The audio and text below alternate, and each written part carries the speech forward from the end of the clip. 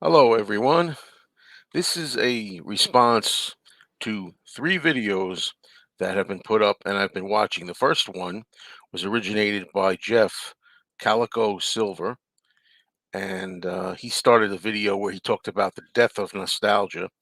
And that was followed by a response video by my friend Matthew Street, who gave his thoughts on the matter. And then finally, my friend Stephen Schnee, who also offered his thoughts, and I was very inspired to respond with a video of my own, and here it is.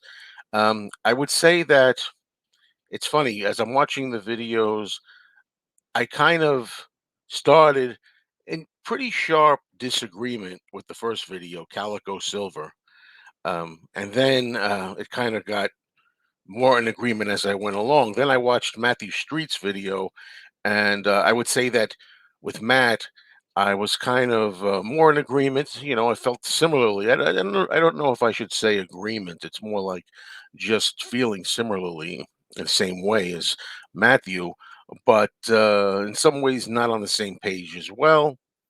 But then with Stephen Schnee, the final one that I watched, I became more in tune, and I think I agreed and could relate more with Steven's video than the others, and it has to do with the death of nostalgia. And I was really interested in that title, so I decided to peruse this a bit because nostalgia is something I love. In case you hadn't noticed, now I am a very nostalgic person. I've always been, and I always will be. And in Jeff's video, the first one, he was saying how he's reached the age of 60, and the older he becomes, the more he loses the flair or the desire for nostalgia. Really, it's not really as prominent as it always was for him, and not that important as he gets older. And I think onto Matt Street, his idea was basically that a little bit of nostalgia is good for the soul, but don't dwell on the past. You have to live in now. But he likes nostalgia. He's a fan of nostalgia. And then Stephen Schnee finally was more. No, he's really driven by nostalgia, and he really still has a major part of him. Although he still doesn't believe in living in the past, he doesn't go there, but he has more of a nostalgia flavor to his life, which is where I come in now. I agree with that the most. I mean, I can relate again to that the most. I'm telling you folks that me. Those of you who know me will see where I'm coming from. Those who don't, of course, will not. Um, Basically, I think the past is the best of times. People can say it's rose-colored glasses. If you say I'm wearing rose-colored glasses, so be it. I don't believe that. If you think that today is the best of times, good for you. But I would say if you're going to say that I'm wearing rose-colored glasses, then you're wearing dark shades today. Okay, so that's how I look at it. Today is pretty lousy in 2022, the 21st century altogether. Um, you know, uh, we have the COVID we have to deal with, and we have such division in politics, unlike has never been seen before. People fighting over politics, people choosing their intended mates over their political beliefs. I'll bet these days. Yeah, cable news 24/7 in your face, giving you bad vibes. Well, everywhere you look, of course, walking around on Facebook and dwelling on 24/7 cell phones and people walking around looking at this, not looking where they're going. Um, it's crazy. People walking into traffic because they're too busy on their phones, not paying attention to anything. No, thank you. And also, of course, the music, the less said about today's music, television, and movies, the better. So, the way I look at it is a wise man once said a quote that always permeates for me and always sticks in my mind. And he said, "It is no measure of health to be well adjusted to a profoundly sick society." That's how I feel about it. So I tend very much, the point I'm getting at is to live in the past. Now, people are going to say, well, you can't really live in the past. All you have is the present. Now, I certainly enjoy my life in the present.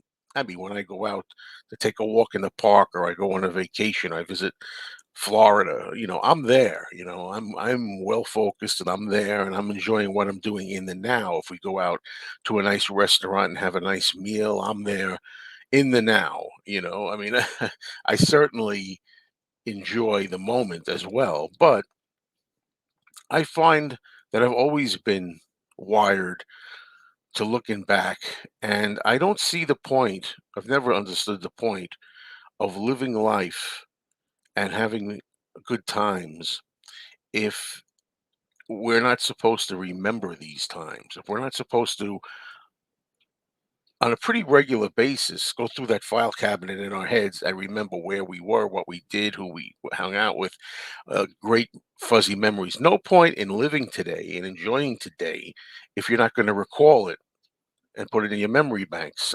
That's how I look at it.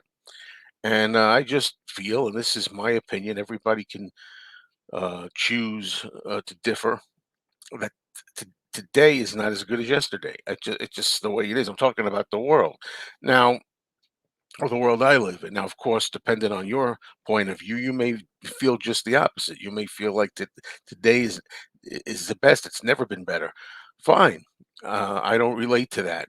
Now, Jeff in the first video said that he's 60 years old. For me, I am 59 right now as I speak, but I'm about to turn 60 next month. In April, I will be 60. And I can't believe it. It's a bit of a shock in the sense that I don't think I look 60. I don't think I feel 60. I mean, I feel like I'm 15 going on 18, 18 going on 21, 25, maybe sometimes in 30. At the worst of times, maybe I feel 40, 45 at times, but 60, no way, So age is just a number in that regard. And the reason is because I have such great sentimental feelings for my life.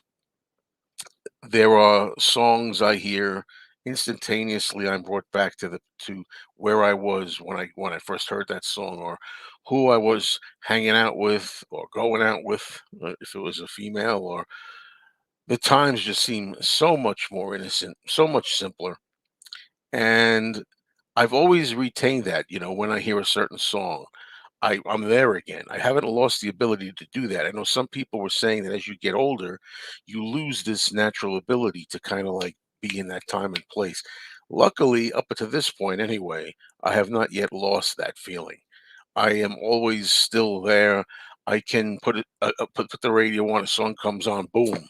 It's 1981. I remember where I was, and I could hear a song from the old WABC radio days when I was growing up in New York in the 70s, and boom, all of a sudden I'm 9 or 10 years old again. I love that. Now some of it, sure, I'll admit it. Some of it, of course, is because for most of us, we feel like the young years when we were children were our best years. Not everybody's had a happy childhood. I certainly did, but not everybody was as fortunate. I realize that. But I feel sorry for the kids that are walking around in face masks today and have to be burdened with all this that's going on now. They're not really getting a childhood. They're being deprived of a really good childhood. That's sad to me.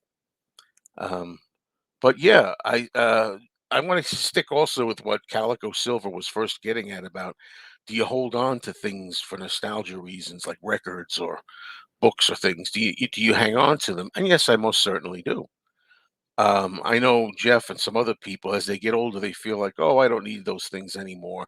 There's no point in holding on to a record if I'm not going to play that record. If I'm just holding on to it for sentimental reasons or nostalgic, uh, fuzzy memories, there's no reason to hold on to it. Well, I beg to differ, but I don't mean that in a challenging way or like a confrontational way. I just mean a personal way, the way I am. I still derive pleasure from stuff. I mean, I could, I don't know. I'm looking at stuff now, cassette tapes, the CDs and stuff, books. I never want to be without that stuff. And I also feel that it would be a sad day for me personally, from my perspective, if that should ever happen. That you get to a point where you don't really have that. inner child in you. I always call it the inner child. You lose that as some people as they get older. I don't want to ever lose that. I think that once you start saying, well, I'm such and such an age, whether it's 40, 50, 60, 70, you say, I'm such and such an age now, that stuff doesn't hold so much importance to me. I'm going to get on with now. I'm going to get rid of all that stuff. It doesn't, I'm only going to keep stuff that I really use or listen to. Once you do that, to me, what you're doing is you're giving up your life. You're giving in to being an old person. That's what I think. If you're still young at heart, you still want all that stuff. Once you start saying, I have no need for this, I have no need for that, I'm getting older, I don't need that anymore. I'm getting old. Once you start doing that, say goodnight. That's just my feeling. Everybody's different. I'm very interested in people's thoughts here on the subject, but I just think it's a tragedy if people don't have that or lose it. Right there in the corner there, I have a bag hanging up here, a yellow bag, Tower Records. Tower Records right here is long defunct now. But I look at that bag and I'm there. I remember all the joy I had buying records, CDs, movies, videotapes, you know, uh, and I feel good looking at that. Why would I want to be living in today's weird, uncomfortable, tension filled world? Now, I know all the types of comments there are going to be. Oh, what are you talking about? The '60s were like the worst time. The '60s was full of war and unhappiness, and uh, equal rights were not there. That's one good thing about today, that people are becoming more equal. I like equality, and I like that people are becoming more together in that regard. That's good. But most else, you can keep it. And I know there are people like my age that are going to agree with me, and there are some people going to disagree with me. I just think that there's nothing to be ashamed of being an older person and embracing the time that you really grew up in, and not really caring too much for what's going on now. Let the kids have that. Let the kids enjoy it today if they can, if it's possible anymore. You know, um, it's yours. When you get older, you could look back on 2022 and think it was the greatest year ever. I'm sorry, it's hard to believe anybody would feel that, but you can do that if you like. But I feel no pressure or no feelings that I should have to be, invested in to the 21st century. I need to be invested in the 2020s. Why? That's not my thing. And I'm comfortable being me, and comfortable being me in the when. I don't have to be necessarily fully engulfed in the now. Anyway, that's my feelings. I hope you'll watch the other videos by Jeff and Matt and Steven. And I'll try to put links below. I'm not always good at that, but I will try to. And I hope I said everything I wanted to say. I feel like there could have been more, but I await your comments. I just hope you've watched the entire video. Some people, they just see the title, they watch the first minute or two, and they say, "Oh, I'll respond," without hearing everything I've already addressed. You may be talking about something that I've addressed already here if you watch the whole thing. All right, everybody. Thank you very much. See you soon.